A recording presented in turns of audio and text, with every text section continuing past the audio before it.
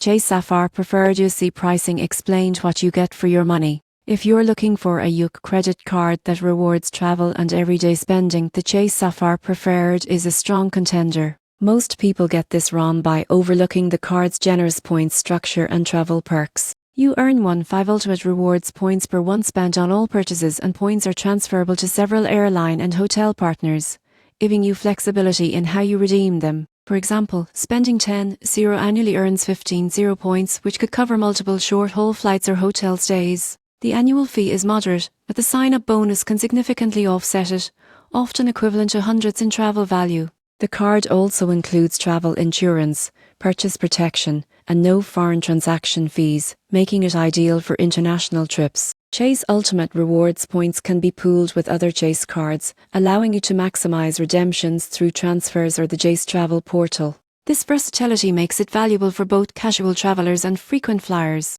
In conclusion, the Chase Sapphire Preferred UC card is perfect for residents who want flexible travel rewards and straightforward earning on all purchases. By leveraging its points transfer options and sign-up bonus, the card provides excellent value for the annual fee and enhances both domestic and international travel experiences.